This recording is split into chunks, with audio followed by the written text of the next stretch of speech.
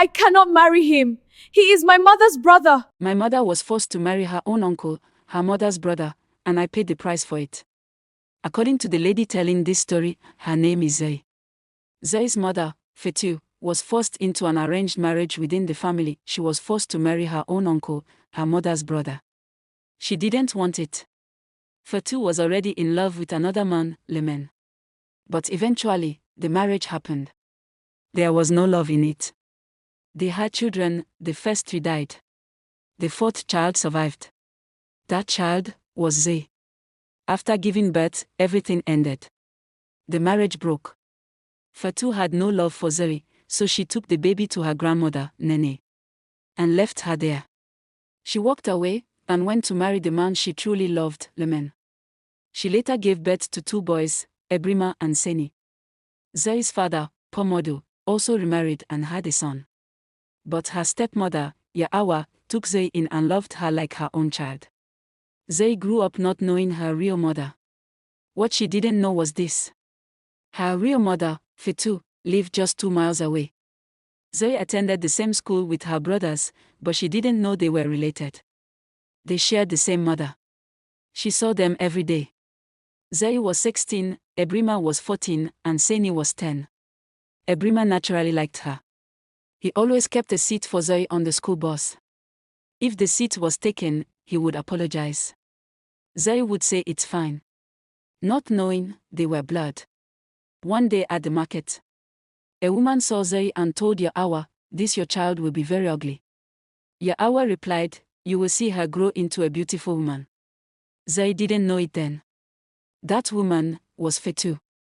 Another day, Zey was coming back from school feeling very sick. She stopped at the house, begging for water. She saw Fetu again, and quickly begged her for water. But Fetu refused. She was turned away. Then another woman in that compound gave her water and asked, "If I book a ride for you, is it okay?" Zey said yes. The woman booked a ride, and she was taken home where she received proper treatment. A stranger helped her, her own mother refused her. Years later, after secondary school, Yaawa and Pomodu told Zey the truth. Yaawa was not her biological mother. Pomodu was her real father. The marriage between her parents was forced. Fetu left and married Lemen. Zey asked, "Is my mother alive?" They said yes. Then Yaawa asked, Do you remember the woman who called you ugly at the market? The woman who refused you water? She is your real mother. decided to look for her.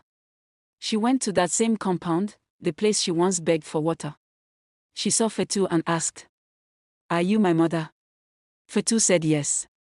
No explanation. Zey still tried. One day, she told Ebrima, "You know you're my brother." He was shocked. Zey told him to go home and ask his mother. He did.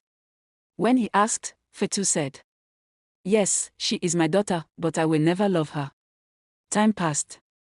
Pomodu died. Yaawa had to go live with her own son. Zey had no place to stay. So she went to live with Fetu. That house became a living hell. Fetu hated her. She didn't give her food. She told her sons not to talk to Zey, not to play with her. She went outside telling people lies, telling them to avoid Zey. Still, Zey remained calm. Still, she tried to love her. Still, she cried for her mother's love. One day, Zey overheard something. Ebrima wanted to travel abroad. Fetu said, "Don't tell your sister. She has a bad mind. She doesn't want you to succeed." Ebrima asked why. Fetu said, "Out of all my children, she is the most useless one, because I do not love her father." Zey heard everything.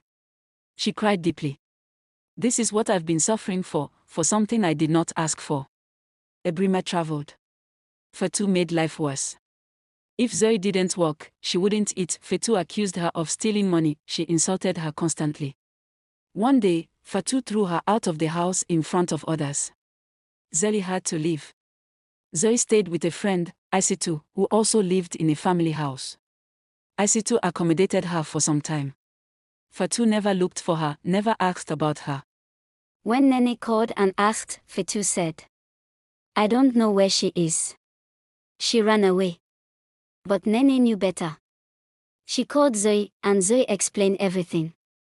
Nene even came to visit her. As time went on, Aissatou could no longer accommodate her. Not forcefully, just reality. Then Zoe met a young man, Alou. He approached her. She agreed to date him, she liked him. She had to quickly go into the relationship. Because she needed somewhere to stay. They moved in together. Eventually, they got married. Fatou did not attend the wedding. Zoe didn't mind. During her first pregnancy, Zoe went back to Fatou. She needed help, she needed a mother. But Fatou did not welcome her. She made her sleep on the floor even though she was heavily pregnant. She couldn't bear it. One day, when Fatou wasn't looking, Zoe slept on the bed. When Fatou saw her, she became very angry. Accused her of stealing money. Zoe said she didn't. But Fatou pushed her outside and told her to leave. It was 2 a.m. Zoe sat outside crying all night. By morning, she went back to Alou's house. Zoe gave birth. Fatou never called, never cared. Zoe had 3 sons. Still, she called Fatou, still, she craved her love. One day, her aunt, Auntie Hadi, called her and said, "Your mother wants to have an operation." Zoe thanked her and called Fatou. Fatou picked up and started shouting. "Who told you? You want to kill me? You are a witch." And she hung up. Her brothers never spoke to her, even when she tried. Seni, the one abroad, came back with mental health issues. Ebrima got married and didn't invite her. Because Fatou told them evil things about Zoe. But later, Ebrima's wife saw Zoe was a good person. She spoke to him.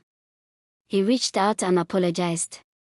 He said, "Our mother told us a pastor said you are behind all the problems in the family." He believed it, without asking Zoe. Months later, Fatou was battling liver disease. Zoe tried to reach out again. Fatou told her, "Even in death, I still hate you." From that moment, Zoe stopped. Today, Zoe lives her life like she never had a mother. Because of Fatou, she lost her first marriage and lost herself. But now, she is living for herself and her sons. Taking it one day at a time. Sometimes, you suffer for things you never chose. But healing is a choice.